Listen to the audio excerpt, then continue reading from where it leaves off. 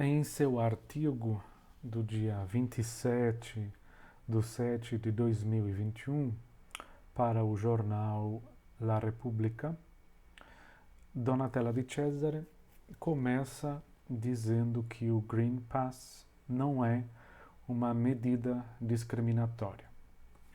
O artigo está traduzido para português, a tradução é do Moisés Sbardelotto e está no site do Instituto Humanitas Unicinos, para quem quiser consultar.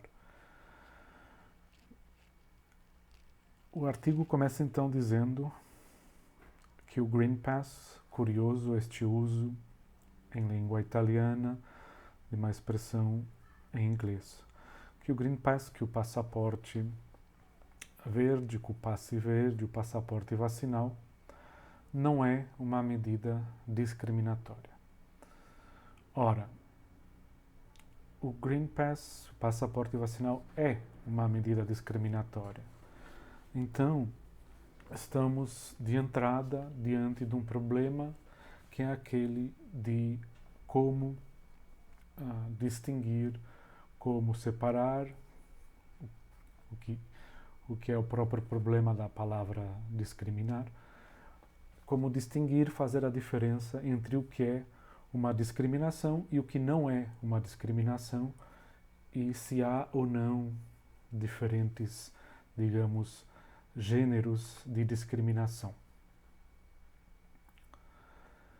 Se alguém diz que isto é uma coisa e outra pessoa diz não, não é isso, é o caso ou não é o caso, então ficamos imediatamente com o problema de encontrar uma regra, um critério, um método para conseguir separar as coisas. Então, o que é uma discriminação? O que significa discriminar? A Donatella Di Cesare, em aberta polêmica, muitas vezes, não só neste artigo, mas noutros, com o filósofo Giorgio Agamben e Massimo Cacciare, vai aqui na direção de apontar para um peso e um sentido, ou um significado da palavra discriminação. Então, ela parece estar entendendo que a discriminação é aquela discriminação que é feita contra migrantes, pessoas com outra cor de pele, pobres, trabalhadores, operários, mulheres e pessoas LGBT. Estes são os exemplos que ela dá, e depois também fala da questão dos judeus da Estrela Amarela. Então parece que a discriminação poderia ser isto, mas não aquilo. Então, o que significa discriminar?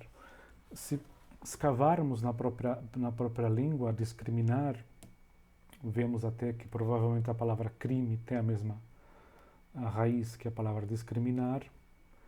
Linguistas, as pessoas que tratam de etimologia discutem esse assunto. Mas discriminare, em latim, tem a ver com separar, com dividir. E tem a raiz também de discernir, discernimento, a mesma raiz. Então tem a ver com cernir, que é uma maneira de peneirar, de joeirar, de passar por um filtro. Na raiz da palavra vamos encontrar palavras como crítica, como critério, então, como crise e provavelmente também crime. Então, o que é fazer uma coisa de modo indiscriminado? Quando dizemos de modo indiscriminado, vemos que é de modo aleatório, de modo sem fazer a diferença. Então, discriminar é distinguir, discernir, estabelecer diferenças. O exercício de discriminação, então, está muito próximo, na própria raiz da palavra, do exercício crítico. Então, por que esta conotação de discriminação? Quando discriminação significa distinguir, discernir, e não há cultura sem estabelecimento de distinções. Então não tem a ver só com separar, não tem a ver só com dividir, tem a ver então com a legalidade e ou a legitimidade, a legalidade e a justiça ou a injustiça de certas discriminações, isto é, de modos de estabelecer diferenças. Então, poderíamos tentar escavar aqui nesta palavra o que é que está em causa. A Donatella de Cesare nos provoca a isso, para tentar então decidir se um passaporte, um documento que permite isto ou aquilo, é ou não é um exercício de discriminação. A Donatella de Cesare diz que não, podemos dizer que sim. Então ficamos aqui com um desacordo e abraços com o problema de tentar encontrar uma resolução para esse desacordo, se é que há resolução possível neste desacordo.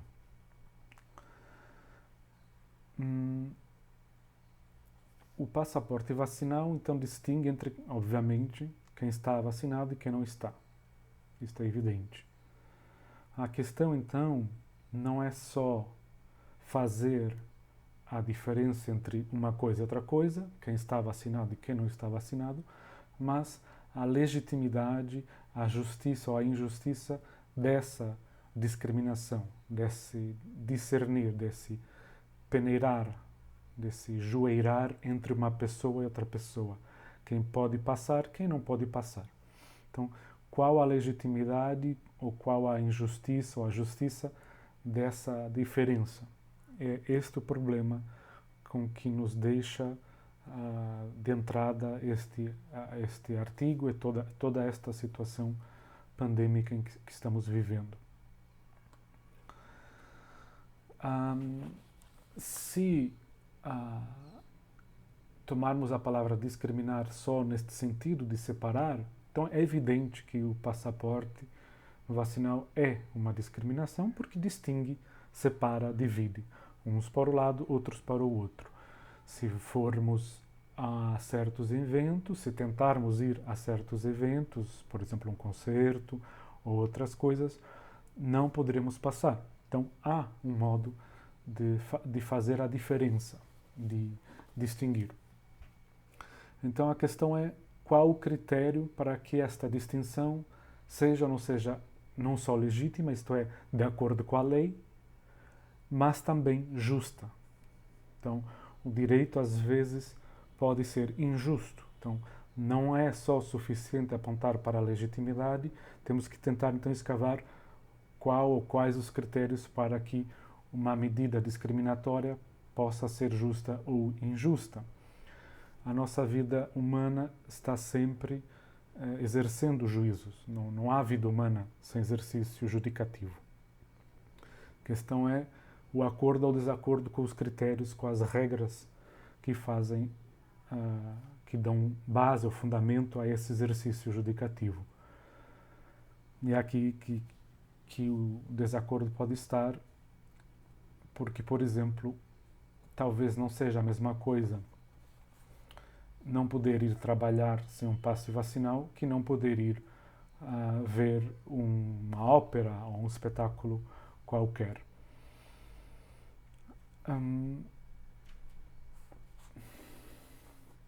Não só não há vida humana sem exercício judicativo, como também poderia pensar-se que, na verdade, não há vida humana sem preconceito, não há sociedade sem preconceito. Isto não é uma coisa necessariamente boa, não é uma coisa que tenha que se defender, é talvez um esforço para tentar descrever as coisas como elas são, para tentar lidar com essa realidade. Não valerá talvez a pena, talvez não valha a pena estar fingindo que o mundo, que a sociedade não é aquilo que é. Então, qual a diferença entre um juízo e um preconceito? Porque, de resto, em muitas línguas, o preconceito é um prejuízo, não é? Como em francês, ou em inglês, ou em espanhol.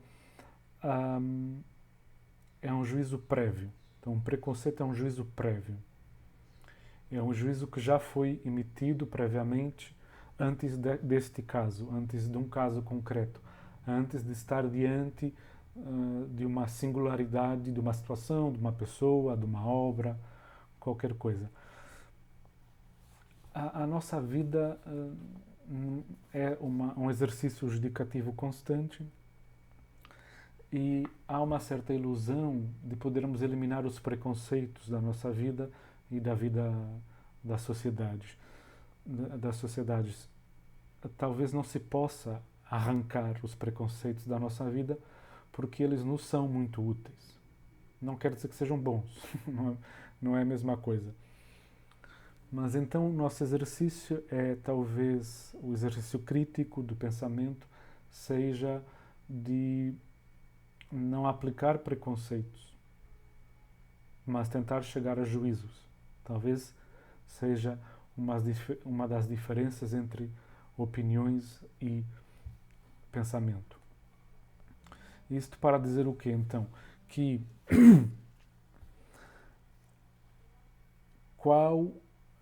para perguntar qual poderia ser o fundamento para distinguir entre uma pessoa e outra pessoa, neste caso, um fundamento justo para distinguir entre uma pessoa vacinada e uma pessoa que não está vacinada. Não é evidente, a resposta não é tão evidente como poderia se pensar. Poderia-se pensar que o critério seria o outro e não eu próprio. Ou seja, poderia ser justo vacinar-se na medida em que isso protegeria o outro. Este é um argumento que aparece muitas vezes, mas então o meu vacinar-se teria que proteger o outro. Ora, estamos aqui num problema que é o seguinte: o assunto é bastante polêmico, óbvio, e também há controvérsias científicas, ainda bem, a ciência não tem que ser monolítica. A questão é, será que a vacina está protegendo a propagação? Então, ao que parece, as vacinas, plural aliás, não só a vacina, as vacinas não estão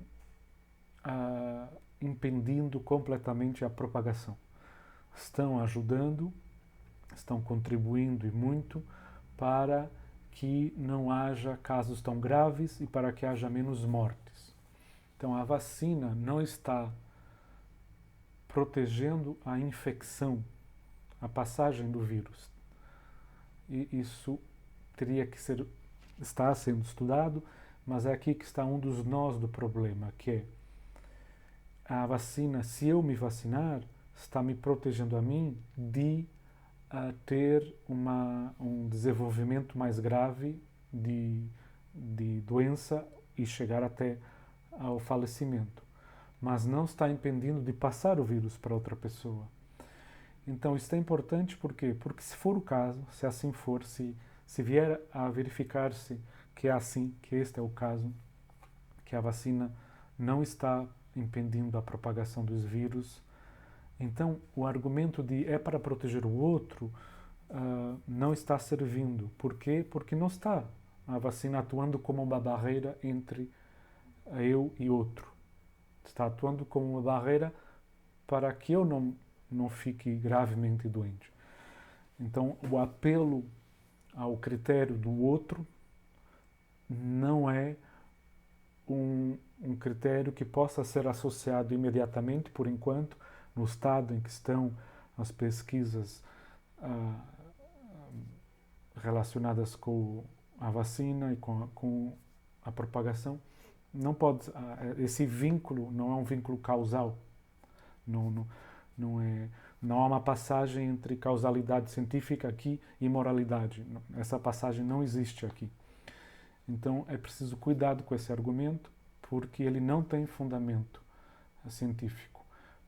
Não quer dizer que não devamos estar preocupados com os outros, obviamente que não é isso que eu estou dizendo, mas é só para ter cuidado com os argumentos que estamos utilizando. E a Donatella Di Cesare, então, no seu artigo, que abre com esse problema de estar em desacordo com outros pensadores acerca do que é ou que não é uma discriminação, ela continua mostrando o seu quase um asco em relação à comparação do passaporte vacinal e com a estrela amarela durante a Segunda Guerra Mundial. Podemos sentir esse gênero de repugnância, mas podemos fazer um exercício de recuar um passo e não ceder ao primeiro movimento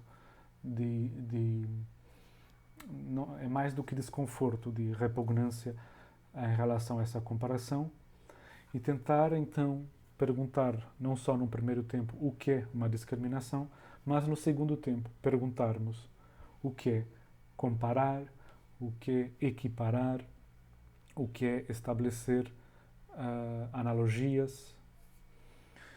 A Donatella Di Cesare diz que o Green Pass não é comparável a nada, é equiparável a nada disso, ou seja, as discriminações contra pessoas homossexuais, transexuais e outras, contra operários, contra pobres, contra pessoas de outra cor, contra migrantes, contra mulheres. Ela diz que não é comparável a isso. Por mais polêmico que possa parecer, pode não só ser comparável, mas ser ainda pior. No sentido em que estamos instituindo uma discriminação que é não legal. Por quê? Porque não se trata de lei, mas de decreto. Um decreto e uma lei não são exatamente a mesma coisa. E, ainda por cima, não se encontra o critério de justiça ou de injustiça. Então, os decretos não são necessariamente legais, só podem ser suspensão da Constituição normal, dos códigos vigentes comuns, e, além disso, não apresentar critério válido de justiça. Então, ela acha perigosa, acha aberrante essa comparação, e citando, porque gostaria de colocar, em relação à estrela amarela, no mesmo plano uma criança judia discriminada pelo que era e um antivacinista. Aqui é preciso muito cuidado, porque por mais que possamos sentir repugnância em relação a certas comparações, não significa que o modo de criticá-las possa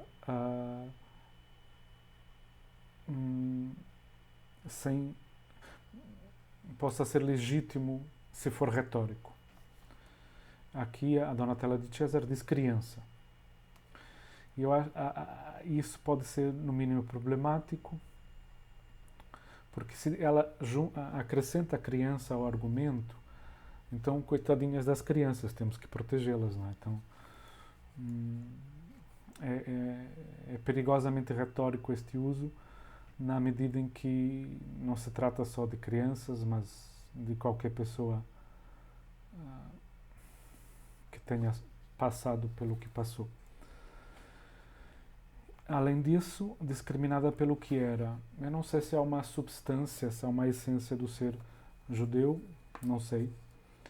Mas então, os judeus com a estrela amarela não eram talvez só discriminados pelo que eram, na medida em que eram discriminados por como eram vistos, como eram julgados. E talvez não tivessem em causa o que eram ou quem eram. Se é que há um ser judeu, não sei se há. Então, acrescentar a este argumento às criancinhas é um pouco, no mínimo, inquietante como argumento, porque acrescenta uma espécie de comparação. Não vamos comparar isto com as crianças. É um pouco retórico, para captar a sentimentalidade do leitor. Então, o que é uma comparação? Não só o que é uma discriminação, estamos com esse problema, mas também o que é uma comparação. O que é que se está comparando quando se está comparando uma coisa e outra? As analogias jurídicas, enquanto proporção, sempre deixam de lado elementos de desproporção, óbvio. Então, talvez haja um esforço, talvez o pensamento, para se exercer, esteja obrigado a, numa proporção, tentar ver o que é que a pessoa está tentando comparar, não que aquilo que fica de lado e é incomparável, é incomensurável, não importe. Não é que o incomensurável não importe, mas se só olharmos para o incomensurável, então não conseguimos ver qual a proporção para a qual se está apontando. A proporção para a qual se está apontando é que um Estado retira direitos, liberdades a certos cidadãos e podemos tentar ficar com isso e ver o que é que isso significa. Não que as coitadas das crianças judias e as pessoas na Itália que sejam contra a vacina sejam entre elas equiparáveis. Não é aí que está a comparação, é no outro lado. Por mais aberrante que possa ser esta comparação, a analogia jurídica está noutro lugar. Se nós não olharmos para aí, não vamos ver o que é que está querendo ser dito por pessoas como George Agamben ou Massimo Cacciari. Então, o caso próprio não é a mesma coisa que uma obrigatoriedade, um dever em geral. A Donatella Di Cesare diz que as equiparações são enganosas.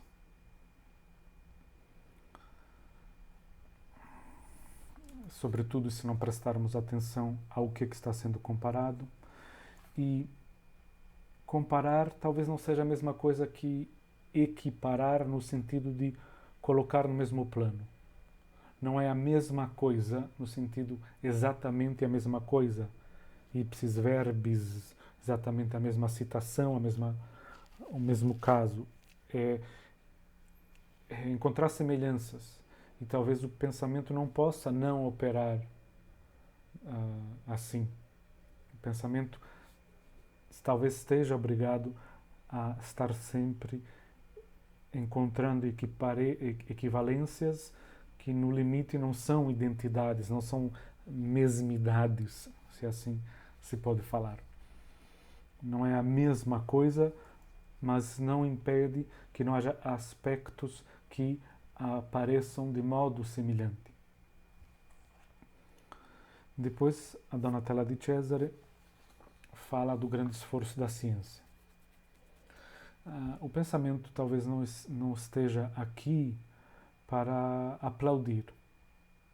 Talvez não seja esse o espírito próprio que anima o pensamento crítico. Então, por maior que seja o grande esforço da ciência, talvez não caiba ao exercício do esforço crítico a aplaudir isso.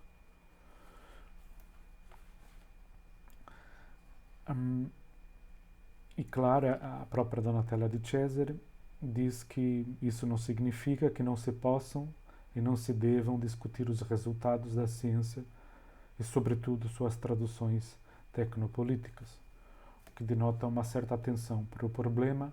Não se trata só de discutir os resultados, obviamente, ela própria sabe disso, ao falar do excessivo poder dos especialistas no espaço público, que ela considera alarmante.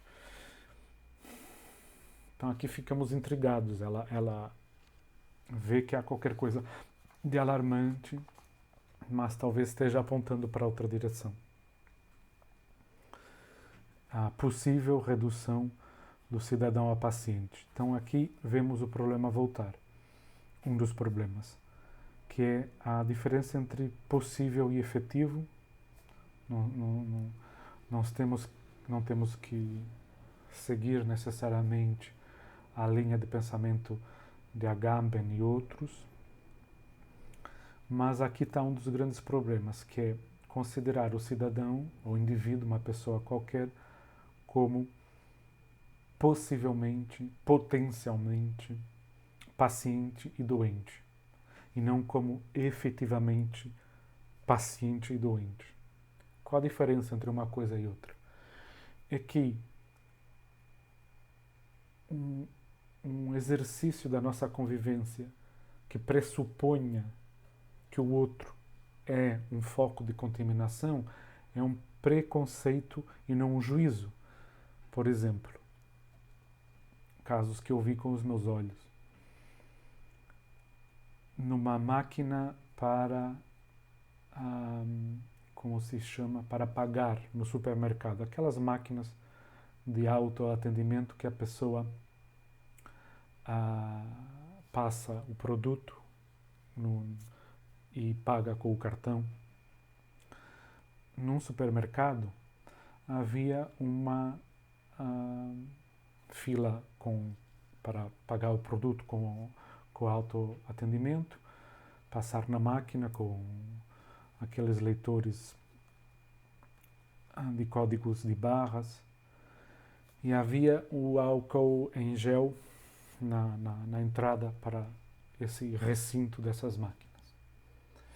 E havia uma funcionária que pediu a um dos clientes que passasse o álcool em gel nas mãos antes de tocar nas teclas para pagar daquelas máquinas para pagar. E o senhor se recusou, disse que não queria passar álcool nas mãos.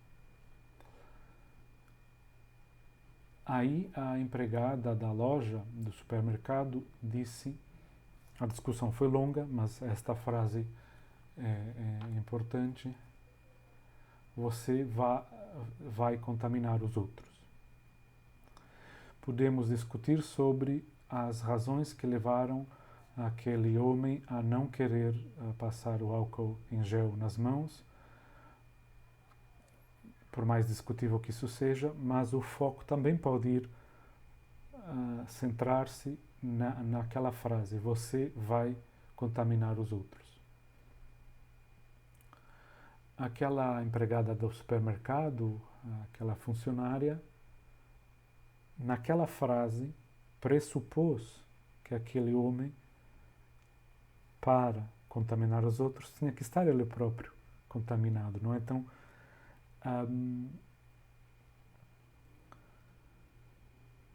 há um preconceito que é um juízo prévio. Aquela situação não é uma possível redução, é uma efetiva redução do outro a um estado de paciente, a um estado de doente. Então, o outro é visto como um foco de infecção efetivo. Não, aqui a linha entre potencial e efetivo está muito esbatida, está muito apagada. Então, se exerce o poder sobre o outro na medida em que ele poderá estar doente, ou, se não doente, pelo menos infeccioso.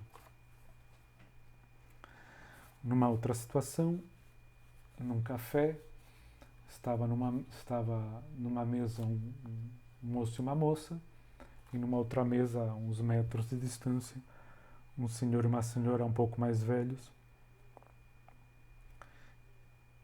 E o rapaz da mesa estava bebendo alguma coisa, um café, um chá, algo assim. Talvez já tivesse terminado, não sei. E o senhor da mesa, a uns metros de distância, se levantou, se aproximou e pediu ao rapaz para pôr a máscara. E o rapaz disse que não. E disse que a discussão durou pouco, mas o senhor disse que para não ficar propagando o vírus. Esta foi a frase do senhor. Para não espalhar, acho que ele disse espalhar e não propagar, mas a ideia foi essa. Para não ficar espalhando o vírus. Por favor, ponha a máscara para não espalhar o vírus. Ou seja, aquele senhor se levantou do seu sua distância de segurança, se é que há segurança, se aproximou do rapaz para que o rapaz pusesse a máscara, para que o rapaz não estivesse espalhando o vírus. O rapaz só poderia espalhar o vírus se ele tivesse contaminado.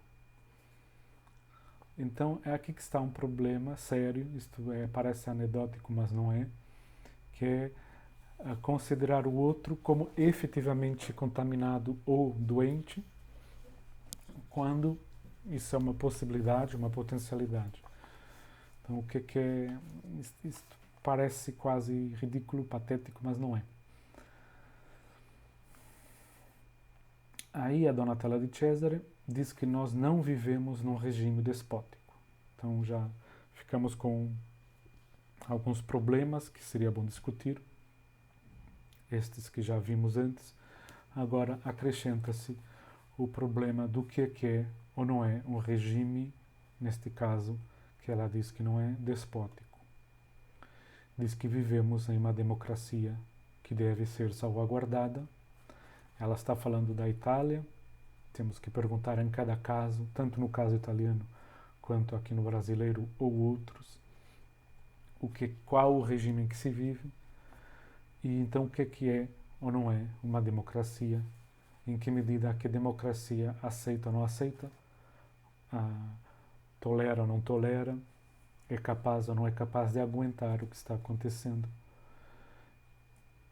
E quais então os critérios para discriminar o que é e o que não é uma democracia.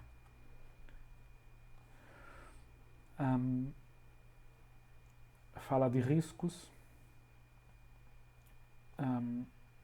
que ameaçam a democracia e fala da despolitização de massa, ou em massa.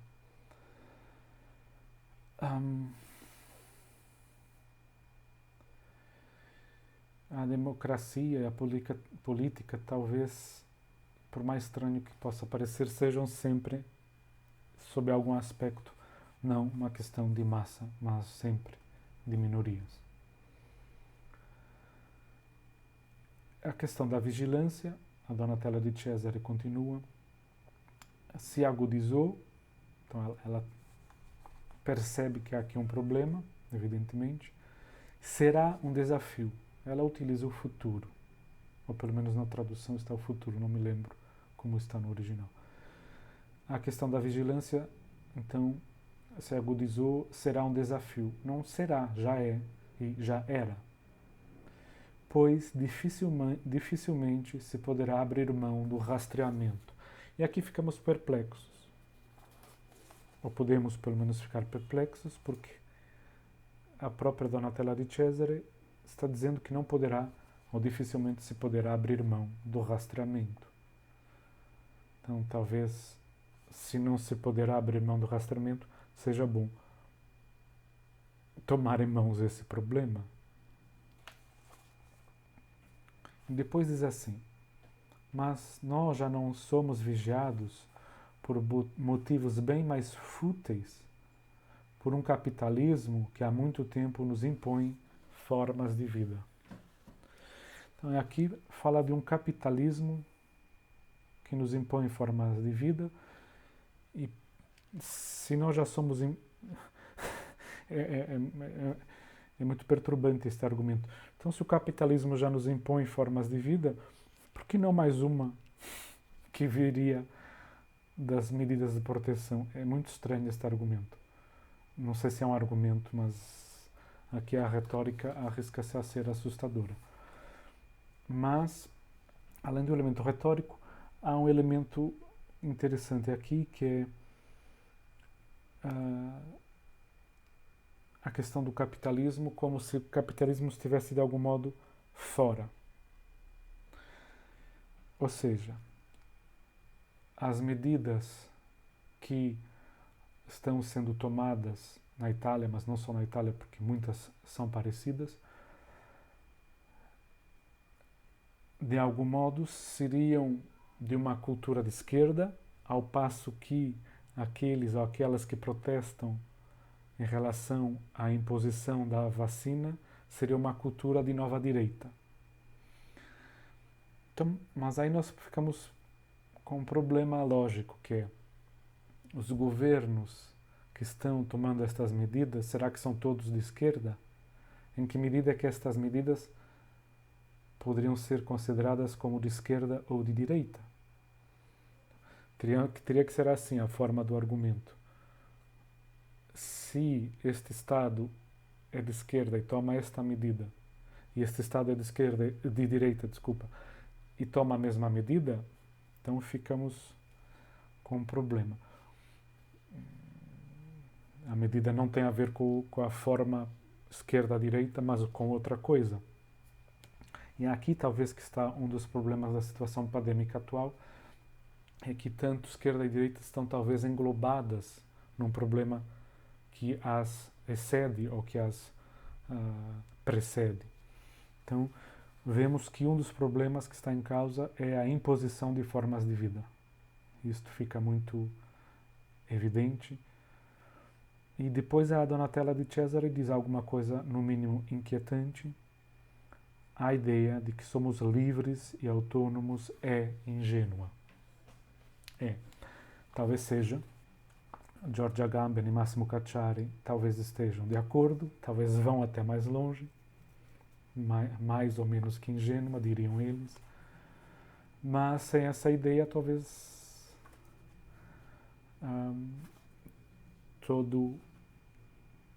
toda a arquitetura do que pensamos como sistema democrático e jurídico se desmorone. Então, a ideia que somos livres e autônomos pode ser ingênua, mas talvez haja ingenuidades necessárias para a nossa vida. É muito estranho ver alguém apontando para a liberdade como ingenuidade. Então, o que está em causa talvez seja, entre muitas outras coisas que já foram apontadas, qual nossa relação nossa humana, tanto na Itália quanto no Brasil ou em qualquer outro estado, em qualquer outra cultura, com a ideia de autonomia e de liberdade. E depois, mais um movimento retórico na prosa deste artigo, que diz o seguinte: mas quem nas praças grita liberdade, também acredita que a vacina é uma alteração sutil de seu corpo, da qual, por isso, pretende se esquivar. Aqui que está um dos problemas sérios do pensamento da Donatella Di Cesare, que aqui talvez fique ao nível da retórica, da propaganda. Por quê? Porque diz este quem grita nas praças. E ao mesmo tempo parece estar descontente com a despolitização em massa. Mas é este problema do tratamento em massa de pessoas que podem ser diferentes, que é um dos problemas sérios da argumentação da Donatella Di Cesare, neste sentido. Vejamos se dá para ser mais preciso. Não se trata de um quem em geral, quem grita nas praças. Trata-se de argumentos de pessoas, mas não enquanto aquela pessoa. Não é, a validade não vem de uma qualquer autoridade, porque é o Massimo Cacciari ou o Giorgio Agamben que está falando, não é isso. Mas é, em vez de conseguir estabelecer a diferença entre o que é que o Cacciari está dizendo, o que é que o Agamben está dizendo, em relação a quem grita na praça, como se o Agamben e o Cacciari estivessem gritando nas praças. Então é aqui que há uma certa desonestidade intelectual, muita retórica, como já vimos com fazer apelo às crianças, que o Agamben não está gritando nas praças, o Cacciari não está gritando nas praças, e nem todas as pessoas que consigam exercitar um pensamento crítico em relação à vacina estão fazendo apelo para uma alteração sutil do corpo. Não é obrigatório que seja esse o argumento. Então é aqui que está um dos problemas, que é, entenda-se pode-se entender que há pessoas nas praças gritando e usando esses argumentos, mas isso não tem que ser o único argumento. Então, há uma certa desonestidade na medida em que não encara os argumentos do Cacciari e do Agamben, apresentando critérios de legitimidade e de legalidade. De legalidade seria difícil porque a lei está suspensa. Depois, a fé, diz assim o artigo, a fé na identidade, a doença identitária, enraiza-se na nova direita, que de fato põe o selo no protesto. Então, protesto na praça, nas ruas, por mais importante que seja politicamente, socialmente, não é estritamente equivalente a pensamento. Então, protesto não é filosofia. Protesto não é igual a pensamento crítico. Pode estar acompanhado, ser precedido, ser excedido, tudo bem, mas confundir as palavras de um pensador como Cacciari, de um pensador como Agamben, com gritos na rua, com protesto, é um pouco patético por parte da Donatella de Cesare, para não dizer que é completamente burro, porque eles não é isso que eles estão fazendo. Estão apresentando argumentos, estão exercitando o pensamento crítico.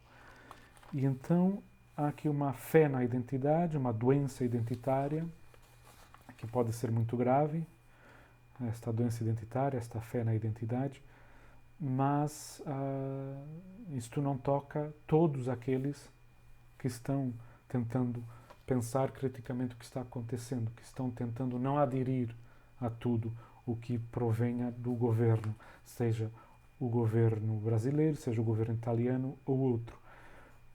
Então percebe-se que haja uma inquietação com o problema da nova direita e com a doença identitária na Itália ou aqui no Brasil. Mas isso não quer dizer que todas as pessoas que estejam pensando criticamente tenham que ser de direita ou estar sucumbindo a esta doença da pátria amada. Não, nem todos temos que amar a nossa pátria e nem temos que aderir à direita para poder criticar o que os governos, tanto de esquerda quanto de direita, estão fazendo ou não estão fazendo, em alguns casos, para, não sei como dizer, combater, controlar, com todas as presunções e pretensões que controlar uma epidemia e uma pandemia possa ter. Então, em seguida, a Donatella de Cesare diz: não há dúvida de que hoje vivemos na insólita condição em que o nosso corpo pode ser uma arma de contágio e de morte para os outros. Então, dois problemas aqui muito graves. Esta condição não é insólita. Nós, desde que há seres humanos, nós transmitimos doenças uns aos outros. Então, não é aqui o aspecto de novidade. Qual a novidade da situação? Teremos que conseguir determiná-la, mas não passa por transmitir doenças. Os homens se transmitem doenças desde que são homens. Mas depois, como se isso não fosse suficientemente inquietante, insólita condição, a condição de transmissão da doença não é insólita, mas a metáfora é muito inquietante. O nosso corpo pode ser uma arma de contágio. O que é isto de ver o nosso corpo como uma arma? Cada um que reflita sobre as implicações das nossas metáforas. O que isto faz, a nossa visão da nossa vida e a nossa visão do nosso corpo. Quando o corpo pode ser uma arma de contágio. É muito alarmante alguém dizer que o corpo é uma arma de contágio, ou que pode ser uma arma de contágio. Então, vamos descartar o corpo. Vamos desarmar, vamos nos desarmar. Então, se o corpo pode ser uma arma de contágio, vamos desarmá-lo como? Então, a imunização seria um desarmar do corpo. Até onde é que isto vai? Qual o limite deste modo de pensar? Não sei. E, como previsível, faz apelo à responsabilidade. Que não é necessariamente o pior dos apelos. Isso deveria nos levar a pôr a responsabilidade em primeiro lugar. Então, a discussão está então em o que se põe em primeiro lugar. Este modo de falar deixa à mostra um dos problemas capitais, um dos problemas decisivos do que está em jogo nas nossas vidas e que a pandemia vem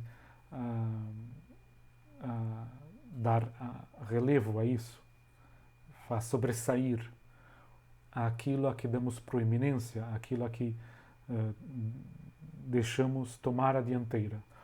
O que é que está em primeiro lugar nas nossas vidas? Será que se chama então responsabilidade? E o que é então responsabilidade? A Donatella Di Cesare está querendo ler o Green Pass, curioso esse uso em inglês, curioso e ridículo, tal como dizer lockdown. Enfim. Então, qual a mensagem? A Donatella Di Cesare está interpretando, e é uma interpretação, felizmente ou infelizmente, está interpretando a mensagem do passaporte vacinal como o pôr em primeiro lugar a responsabilidade. Eu não sei se o passaporte vacinal é uma mensagem, mas é curioso este uso das metáforas, das comparações que se faz. Primeiro há uma arma, agora há uma mensagem, não é? Então, o que é uma mensagem? O que é que o passaporte transmite enquanto mensagem? Não é evidente por si só que um passaporte vacinal seja uma mensagem e que essa mensagem seja o imperativo, seja responsável. Você deve ser responsável. Responsável por quê? Por quem? Diante de quem? Eu não sei qual a mensagem do Green Pass, do passaporte vacinal, mas certamente que ela não é só de responsabilidade. Pode também ser um dos conteúdos dessa mensagem. Uma boa nova. É uma interessante mensagem, não é? Está contido até na própria palavra do Evangelho. A boa nova, a boa mensagem, a boa notícia. Então, o Green Pass, o passaporte verde, é uma boa mensagem, é uma boa nova, é um novo Evangelho. E agora a questão de cidadãos de segunda categoria. Então, se as pessoas não podem ir trabalhar, não podem ir escutar música ou outras atividades, será que isso as relega para um outro patamar na hierarquia da cidadania? Ponto de interrogação. O que é que está então acontecendo?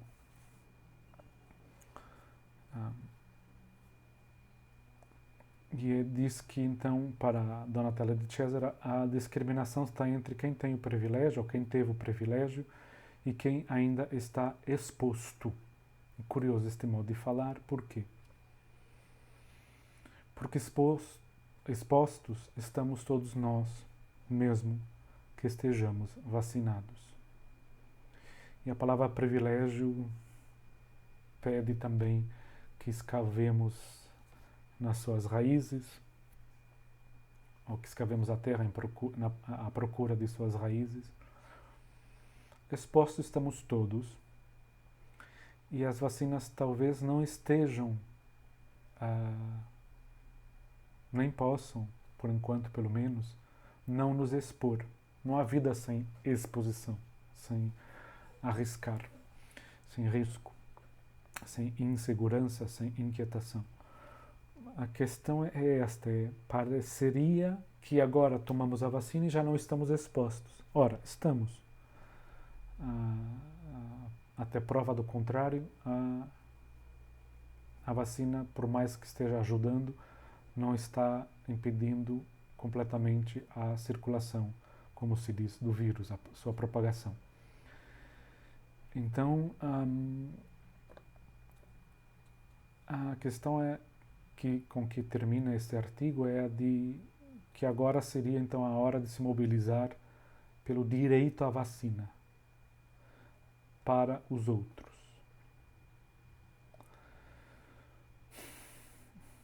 Direito, então, volta como um problema. Por quê?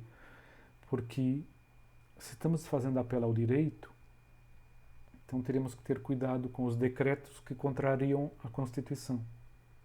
Então, por um lado, um apelo ao direito. Por outro lado, poderia haver uma espécie de contradição que é aceitar decretos anticonstitucionais, por exemplo.